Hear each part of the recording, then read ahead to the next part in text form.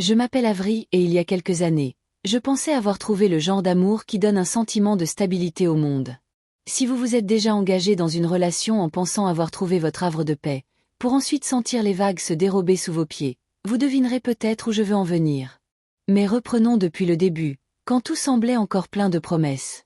J'avais 34 ans et je gravissais les échelons d'une entreprise technologique florissante à Denver, où j'étais devenu chef de département. Mes journées étaient rythmées par des réunions intenses dans des bureaux vitrés, la motivation d'une équipe aussi exigeante envers moi qu'envers elle, et la satisfaction tranquille de résoudre des problèmes importants. J'avais mérité chaque promotion à force de travail acharné et de certification, construisant une vie stable, à ma façon. Mais sur le plan personnel, elle était plus vide. J'avais vécu une histoire d'amour à l'université, qui s'était éteinte après l'obtention de mon diplôme. Depuis, le travail était devenu mon unique obsession. Des amis l'ont remarqué, et l'un d'eux a organisé un dîner décontracté en ville pour me sortir de ma routine. C'est là que j'ai rencontré Caleb. Il avait une chaleur naturelle, un sourire aux contours légèrement ridés, un rire qui faisait taire le brouhaha du café. Nous avions le même âge et partagions des anecdotes sur nos enfances dans des familles modestes où le travail acharné était une règle tacite. Il travaillait dans la vente pour une petite entreprise, rien de prestigieux, mais il en parlait avec une ambition discrète. Nous avons sympathisé grâce à des randonnées dans les Rocheuses, de celles où l'air pur vous revigore. Bientôt, nous prenions des cafés ensemble, puis des dîners, et lorsqu'il m'a avoué ses sentiments un soir sous les lumières de la ville, cela m'a paru naturel, comme si j'attendais quelqu'un qui me verrait tel que je suis, sans avoir besoin de me cacher. Il m'a demandé en mariage 1 an plus tard, lors d'une promenade automnale vivifiante le long de Cherry Creek, et j'ai dit oui sans hésiter. J'étais follement amoureuse, d'un amour qui illumine les couleurs. Ma rencontre avec ses parents a confirmé notre union. Ils vivaient dans une modeste maison de plain-pied à Aurora, en périphérie de la ville, et m'ont accueilli à bras ouverts. Sa mère m'a serré fort dans ses bras, les yeux embués, me disant combien elle était fière que Caleb ait trouvé une personne si équilibrée. Son père acquiesça en riant, se souvenant que Caleb avait toujours été le rêveur de la famille. Ils étaient chaleureux, abordables, tout comme lui. Quand ils ont appris mon travail, ils l'ont complimenté. Sa mère a même dit que c'était inspirant de voir une femme s'épanouir ainsi. Aucune pression pour démissionner ou se sous-estimer. Je me souviens avoir pensé, voilà ce que c'est que d'être en famille. Nous nous sommes mariés lors d'une cérémonie simple, le cœur rempli de cette douce euphorie des jeunes mariés. Caleb a emménagé chez moi, dans une maison confortable que j'avais achetée des années auparavant dans une banlieue tranquille de Denver, avec sa cuisine ensoleillée et son jardin baigné de lumière le soir. Ces premiers mois furent un pur bonheur. Rentrer à la maison et le trouver en train de lire sur le canapé, l'odeur du café qui embaumait l'air, tandis que nous partagions nos récits de journée. Je préparais des repas simples et il faisait la vaisselle. Nos routines s'entremêlaient harmonieusement. Si vous avez déjà ressenti cette joie tranquille de construire une vie avec quelqu'un où même les moments les plus banals sont chargés de sens, c'est de cela qu'il s'agissait. Je me sentais vue, appréciée, non seulement pour ce que je faisais, mais pour ce que j'étais. 6 mois plus tard, Caleb m'a fait asseoir un soir, ses mains s'agitant nerveusement autour de sa tasse. Il voulait me parler de ses parents. Il vieillissait, m'a-t-il dit, et en tant qu'enfant unique, il s'inquiétait. Mes propres parents allaient bien. Mon frère et sa femme vivaient avec eux dans l'est du pays et géraient la situation. Mais la voix de Caleb s'est adoucie lorsqu'il a suggéré que nous emménagions chez eux et que nous rénovions leur maison pour en faire un duplex. C'était logique, m'a-t-il expliqué. Leur maison avait un bon potentiel et ce serait moins cher que d'en acheter une neuve. Nous aurions notre propre espace, notre intimité préservée, dans une maison qui paraîtrait moderne et spacieuse. J'ai marqué une pause, la vapeur de montée s'élevant en volute comme un point d'interrogation. Ses parents avaient été si gentils. J'imaginais déjà les fêtes partagées, la chaleur d'une famille élargie. Et les yeux de Caleb s'illuminaient quand il en parlait, comme si c'était sa façon de protéger ce qui comptait le plus. J'avais l'impression d'avancer, pas de reculer. Alors j'ai accepté. Et bientôt, ses parents sont venus me rendre visite, leur gratitude nous submergeant comme une douce vague. Ils m'ont remercié chaleureusement, sa mère ayant les larmes aux yeux. À ce moment-là, je me suis dit, voilà un partenariat qui se construit ensemble. J'ignorais que les fondations étaient déjà fragilisées, de manière insidieuse. En nous plongeant dans les plans, les changements subtils ont commencé, comme les ombres qui s'allongent au crépuscule. La rénovation coûterait environ 85 000 $, transformant leur vieille maison de plein pied d'Aurora en un duplex moderne avec entrée séparée et cuisine rénovée. Caleb s'occupait des entrepreneurs, son enthousiasme étant communicatif tandis que les plans s'étalaient sur la table. Mais un soir, alors que la pluie tambourinait aux fenêtres, il hésita avant de me demander la faveur qui allait tout changer. Il m'a confié que sa famille était endettée à hauteur de 120 000 $, principalement à cause d'anciennes factures médicales et de cartes de crédit dont le montant avait explosé. Son visage s'est empourpré, son regard évitant le mien tandis qu'il m'expliquait comment la dette avait commencé modestement avant de prendre de l'ampleur. Ses parents touchaient une pension fixe et son salaire ne suffisait pas. Il m'a demandé si je pouvais participer aux frais. Pas la totalité, mais suffisamment pour rembourser la dette, plus le coût des travaux.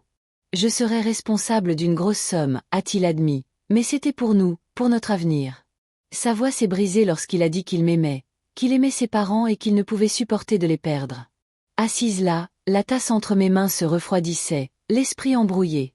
J'avais soigneusement constitué mes économies, une protection contre mon éducation où l'argent était rare et la confiance difficile à accorder. Mais Caleb semblait si vulnérable, sa supplique empreinte de cette chaleur familière. Si vous avez déjà ressenti l'appel de l'amour vous faire céder là où vous ne devriez pas, vous savez à quel point il brouille les pistes. J'ai accepté.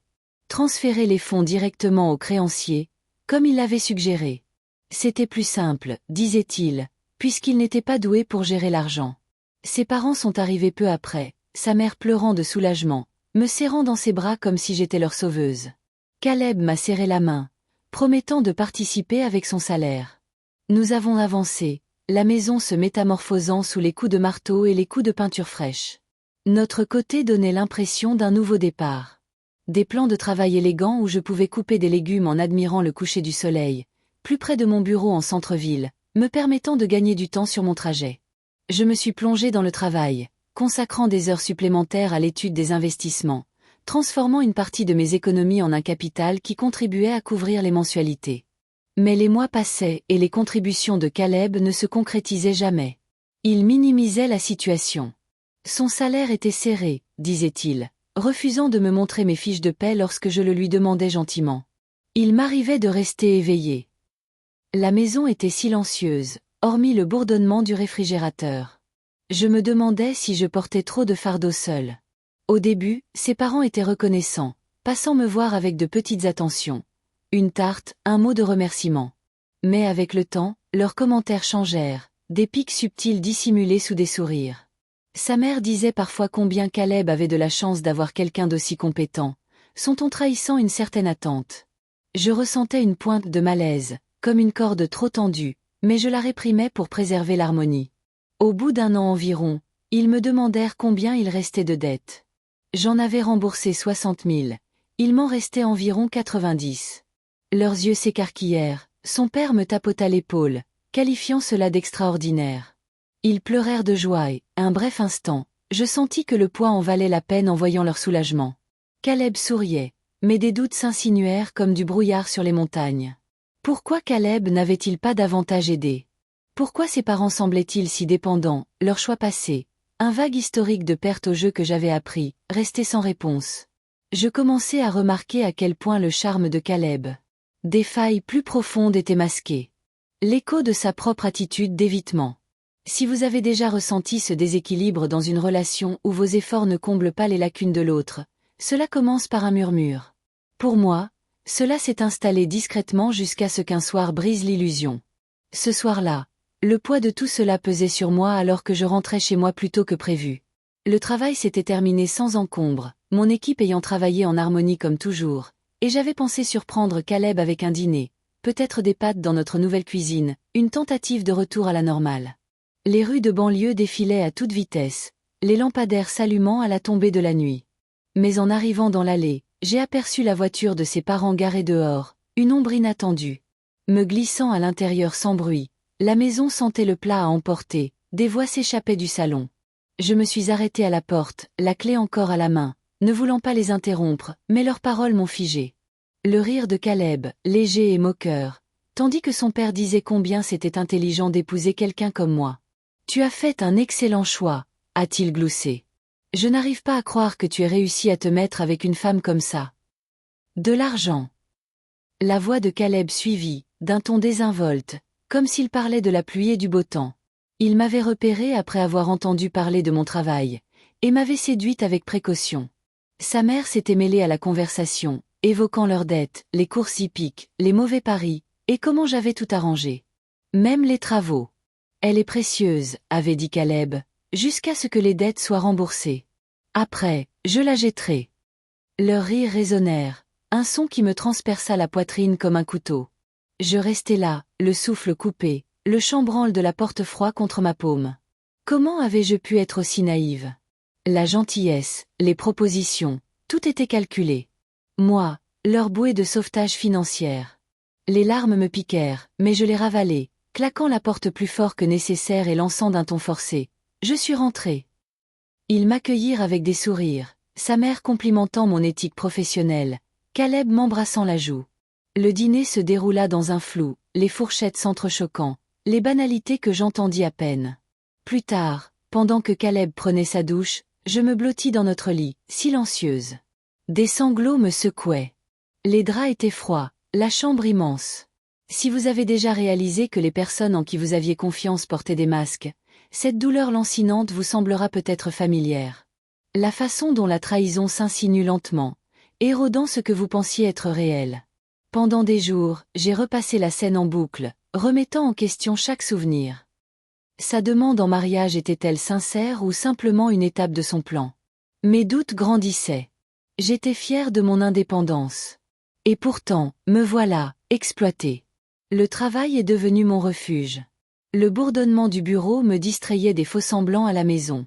Je souriais à Caleb, je préparais les repas, mais intérieurement, des murs s'élevaient. Les visites de ses parents étaient désormais notées, leur gratitude sonnant faux. 3 mois s'éternisèrent ainsi. Je me préparais en secret, consultant un avocat dans un gratte-ciel du centre-ville pendant mes pauses déjeuner. La ville s'étendait à mes pieds, me rappelant ma propre force. J'ai transféré de l'argent discrètement, appris que j'étais la seule propriétaire de la maison, un détail sur lequel j'avais insisté par sécurité. J'avais commencé à rembourser mes investissements. La dette avait augmenté, me donnant un avantage. Mais la solitude s'intensifiait, les nuits à fixer le plafond, me demandant si je pourrais un jour faire confiance à nouveau. La douleur fit place à la lucidité, la colère à la détermination. Peut-être connaissez-vous ce changement, ce moment où le chagrin d'amour se transforme en quelque chose d'indestructible. J'ai simulé le remboursement des 90 000 $ restants, montrant à Caleb un relevé bancaire falsifié, observant ses larmes feintes. Ses parents m'ont remercié chaleureusement, me qualifiant de bienfaitrice. Au fond de moi, je me préparais à la répétition, à la tempête silencieuse que j'allais déclencher. Quelques jours plus tard, Caleb a demandé à me parler, le visage grave, assis dans la cuisine, la lumière du matin filtrant à travers les fenêtres. Il m'a regardé droit dans les yeux et m'a dit qu'il était désolé, mais que je devais le quitter. Mon cœur s'est emballé, mais j'ai faim la surprise. Que veux-tu dire? Il m'a avoué sa liaison sans détour. Il y avait une nouvelle femme et il comptait vivre ici avec elle. Nous divorçons et je pourrais aller vivre chez ses parents si je le souhaitais, comme femme de ménage ou soutien de famille. Son ton était détaché, comme s'il rejetait une nouvelle affaire. Un vieux manteau. Je le fixai, le café amer sur la langue. Je ne comprends pas. Il soupira, une pointe d'irritation dans la voix, disant qu'il n'avait plus besoin de moi. La porte d'entrée s'ouvrit alors, ses parents rentrant comme si c'était prévu. Tu lui as dit? Demanda son père. Caleb hocha la tête et ils rirent, exposant le plan. Je ferai des corvées en échange du loyer. Restez utile. Leur visage rayonnait d'une certitude suffisante, l'air lourd de leur sentiment de supériorité. Mais à ce moment-là, quelque chose s'apaisa en moi, les mois de planification silencieuse se cristallisant. Si vous avez déjà gardé votre sang-froid alors que le sol se dérobe sous vos pieds, vous connaissez le pouvoir que cela a calmement, dis-je, alors vous devez tous partir. Leur rire s'éteignit, la confusion déformant leurs traits. De quoi parlez-vous? S'exclama sa mère. Je leur rappelai que la maison était à mon nom uniquement. J'avais financé la rénovation moi-même, insisté pour avoir le titre de propriété pour me protéger. C'était moi qui décidais qui restait. Leurs visages pâlirent, la réalisation les frappant comme une aube glaciale. Caleb s'emporta, mais je suis intervenu. Je suis désolé, mais je n'ai pas payé les 90 000 derniers dollars de la dette. Un choc les parcourut. Le relevé bancaire, un compte séparé que j'avais manipulé pour faire croire à un paiement. Le recouvrement allait bientôt reprendre. Il s'occuperait du reste. Caleb a avoué sa liaison, il paierait donc une pension alimentaire. Je tenterais aussi de séduire sa petite amie, si nécessaire. Il a paniqué, disant qu'elle le quitterait, sans maison ni argent. Ses parents ont supplié, la peur leur brisant la voix, mais je suis restée ferme. Ils étaient égoïstes jusqu'au bout, craignant de perdre leur repère. Pas moi. Je ne veux plus rien avoir à faire avec vous, ai-je dit d'une voix calme. La maison était déjà en vente. Mon avocat récupérerait les 60 000 $ payés en leur nom. Ils se sont figés, abasourdis, tandis que tout s'écroulait. Le charme de Caleb s'est transformé en supplication. La chaleur de ses parents s'est révélée être de l'avidité. J'ai ressenti ce renversement, non comme un triomphe, mais comme une libération. La transformation intérieure, de victime à architecte de ma propre vie. Justice. Par l'intermédiaire de mon avocat, j'ai exigé le divorce et les arrangements, les documents administratifs formant une armure silencieuse.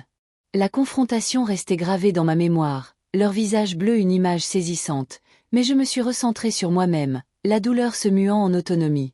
C'était concret, crédible, sans cri dramatique, juste le poids de la vérité qui faisait pencher la balance. Finalement, la maison s'est vendue rapidement, une famille désireuse d'acquérir ce duplex dans ce bon quartier d'Aurora, pour environ 380 000 $. Après avoir réglé le reste des dettes et les frais, j'ai réalisé un bénéfice modeste, environ 40 000 $ de plus que mon investissement initial. En ajoutant la pension alimentaire de Caleb et une petite créance contre sa maîtresse, ainsi que les 60 000 $ récupérés auprès de ses parents par voie légale, je m'en suis sortie gagnante, non seulement financièrement, mais aussi pleinement épanouie. Ils se sont retrouvés avec des dettes renouvelées. Sans domicile. Confrontés aux conséquences de leur choix. Ce n'était pas de la vengeance. C'était une reconquête. J'ai emménagé dans un appartement plus petit en centre-ville, plus près de mon travail, avec une vue sur les montagnes qui me rappelait ma propre résilience. Les nuits passées seules étaient silencieuses, l'espace résonnant d'absence. Mais peu à peu, la paix s'est installée. J'avais appris à investir plus judicieusement durant cette période. Mon patrimoine avait prospéré grâce à cette année de concentration. Une augmentation de salaire confirmait ma valeur. Fini la confiance aveugle. J'ai repensé aux blessures qui les avaient menés là. L'évitement de Caleb était ancré dans les schémas familiaux. Mais ce n'était pas à moi de porter ce fardeau.